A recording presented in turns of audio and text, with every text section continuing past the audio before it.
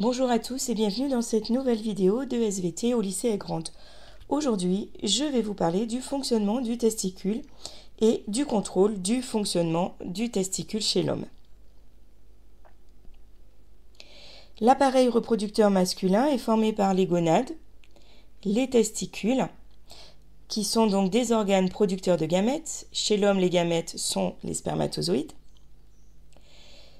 L'appareil reproducteur masculin est formé par des glandes annexes, la prostate et les vésicules séminales qui interviennent dans la production des liquides qui vont constituer le sperme et par des éléments qui interviennent dans la maturation des spermatozoïdes, l'épididyme, et dans le transport des spermatozoïdes, les canaux déférents du testicule au pénis et l'urètre du pénis vers l'extérieur.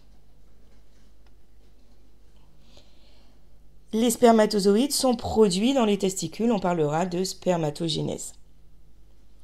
Une coupe transversale de testicules montre que le testicule est entièrement formé de petits tubes très fins, très nombreux, qu'on appelle des tubes séminifères.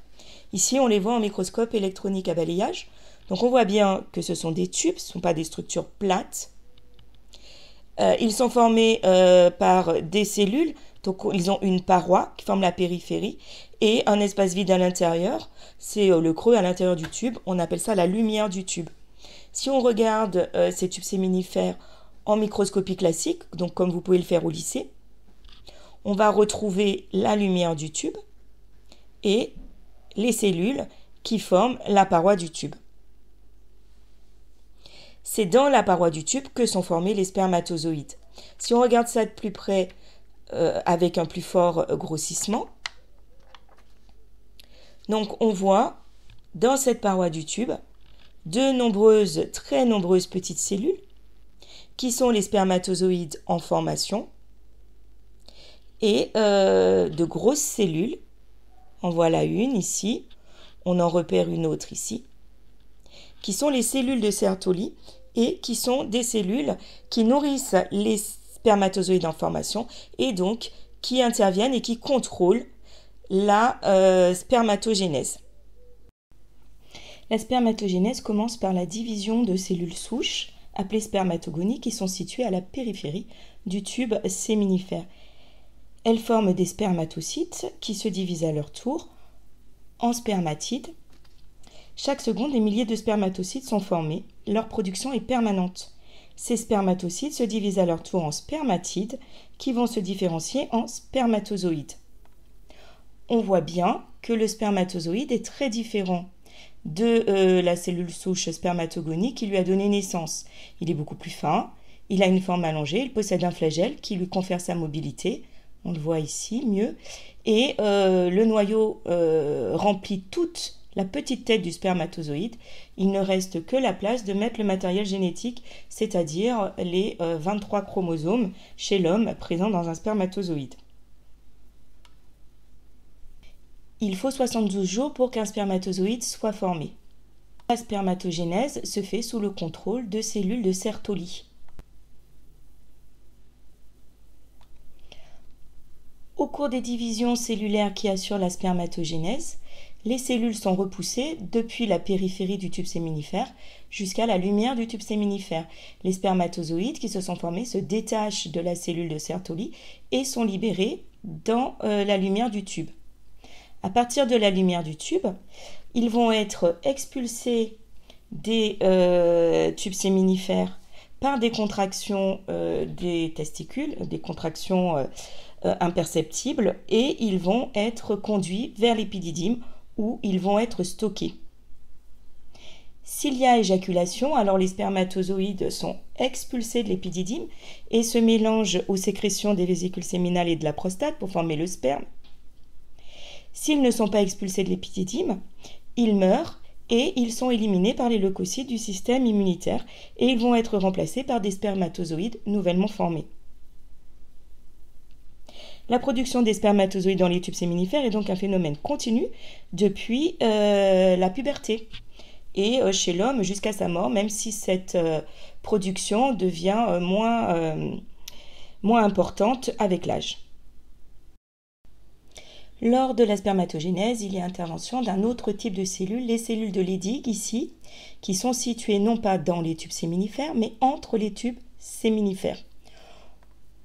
On peut le voir dans une représentation schématique, donc les tubes séminifères, avec les cellules de Sertoli, les spermatozoïdes en formation, les spermatozoïdes, et on voit bien ici des amas de cellules qui sont les cellules de Leydig.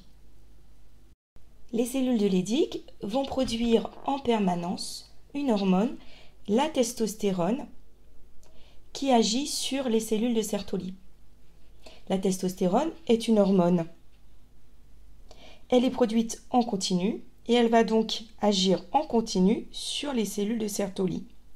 Lorsqu'elles reçoivent de la testostérone, les cellules de Sertoli commandent la division des spermatogonies en spermatocytes, puis en spermatides, puis en spermatozoïdes. La concentration en testostérone dans le sang, elle est globalement constante, ce qui veut dire que les cellules de Leydig produisent la testostérone de façon continue. On comprend donc que les cellules de Leydig qui produisent la testostérone sont elles aussi contrôlées parce que sinon la production de testostérone et donc de spermatozoïdes serait anarchique. Le contrôle de la sécrétion de testostérone par les cellules de Leydig est réalisé par une glande située à la base du cerveau qu'on appelle l'hypophyse antérieure. L'hypophyse antérieure est une glande donc, qui fait partie d'un organe double qui est l'hypophyse, qui présente l'hypophyse antérieure et l'hypophyse postérieure. Alors attention, c'est pas parce que ces deux glandes sur les schémas ressemblent à des testicules que l'hypophyse est située dans les testicules. L'hypophyse est située dans le cerveau, à la base du cerveau. Donc l'hypophyse antérieure produit une hormone, la LH. Cette LH, comme c'est une hormone, elle passe dans le sang et elle va aller contrôler la sécrétion de testostérone par les cellules de Leydig. Donc si on récapitule, l'hypophyse antérieure, située dans le cerveau, produit une hormone, la LH, qui passe dans le sang et qui rejoint les cellules de Leydig. Elle agit sur les cellules de Leydig qui vont alors produire de la testostérone. La testostérone est libérée par les cellules de Leydig et elle va agir directement sur les cellules de Sertoli pour contrôler la spermatogénèse.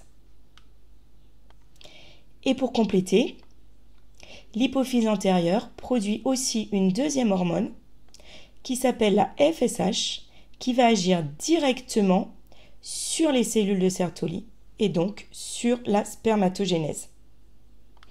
La spermatogénèse est donc très intense. En moyenne, un homme produit 1000 spermatozoïdes par seconde. Et si vous vous amusez à faire le calcul, cela représente à peu près 1000 milliards de spermatozoïdes produits dans une vie d'homme. La sécrétion des hormones LH et FSH par l'hypophyse antérieure est elle aussi contrôlée par une hormone. Une hormone produite par un organe qui est l'hypothalamus. L'hypothalamus est une glande qui est elle aussi dans le cerveau, située à proximité de l'hypophyse antérieure. Donc l'hypothalamus produit une hormone qu'on appelle la GnRH. La GnRH agit sur l'hypophyse antérieure et va ainsi contrôler la sécrétion de LH et FSH. Puisque l'hypothalamus et l'hypophyse sont deux organes situés juste l'un à côté de l'autre, on parlera de complexe hypothalamo-hypophysaire. Donc je reprends pour être sûr que vous ayez bien compris et que vous ayez bien retenu. L'hypothalamus produit une hormone, la GnRH.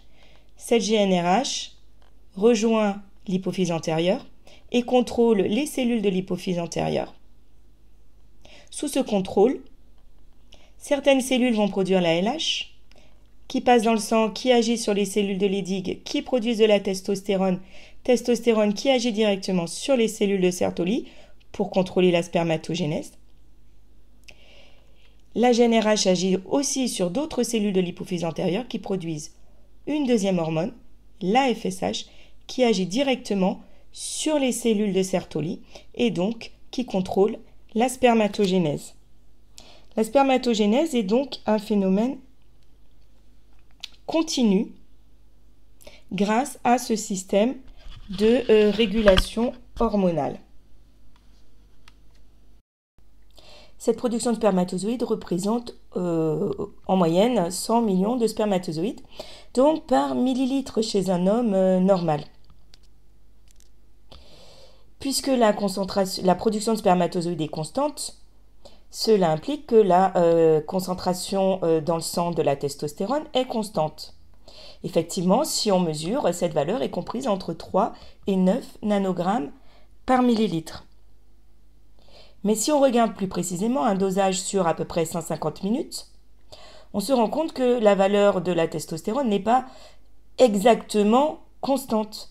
On va avoir des variations avec soit des augmentations, soit des diminutions, mais toujours comprises dans cette valeur de 3 à 9 nanogrammes par millilitre. Cette stabilité de la valeur de la testostérone et donc de la sécrétion de testostérone implique que la sécrétion de testostérone est un phénomène régulier. Le système fonctionne un peu comme une balance. Vous savez, ces balances à plateau à l'ancienne. Pour que les plateaux soient toujours équilibrés, il faut rajouter ou enlever des poids à droite ou à gauche. Mais là, c'est la même chose, sauf que bien sûr, cette balance se fait entre 3 organes, l'hypothalamus, l'hypophyse antérieure et les cellules de Leydig.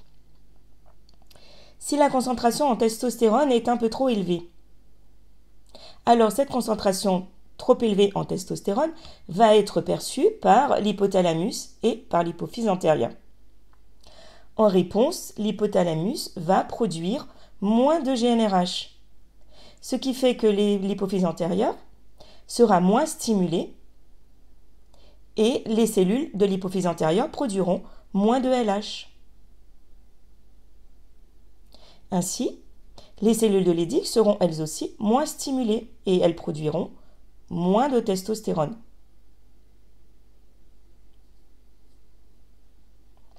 Si la concentration en testostérone est un peu faible, cette concentration faible en testostérone sera perçue par l'hypothalamus et l'hypophyse antérieure. Et en réponse, l'hypothalamus va dans l'autre sens produire plus de GnRH. Les cellules de l'hypophyse antérieure vont alors être plus stimulées et elles vont produire plus de LH. En réponse à cette augmentation de la LH, les cellules de Leydig vont produire plus de testostérone. Et cette augmentation de la testostérone va être perçue par l'hypothalamus et l'hypophyse antérieure qui produiront pour l'hypothalamus plus de GnRH et l'hypophyse antérieure, moins de GnRH, et pour l'hypophyse antérieure, moins de LH, etc., etc. On a donc un système de contrôle. La testostérone, en agissant sur l'hypothalamus et l'hypophyse antérieure, contrôle sa propre production par les cellules de Leydig. On parlera de rétrocontrôle négatif de la testostérone sur le complexe hypothalamo-hypophysaire. Voilà, cette vidéo est terminée. J'espère que vous avez bien compris comment fonctionne le contrôle de la fonction testiculaire chez l'homme. Vous pouvez retrouver d'autres vidéos des cours de SVT du lycée Aix-Grande sur ma chaîne YouTube. N'hésitez pas à vous abonner. Et puis, vous pouvez retrouver aussi tous les cours de SVT Aix-Grande, les cours de Madame Rito et de Madame Duthé-Guichard sur notre site SVT, dont je vous mets l'adresse sous cette vidéo. Et je vous donne rendez-vous dans une prochaine vidéo où on parlera du contrôle du fonctionnement de l'appareil reproducteur féminin. À bientôt!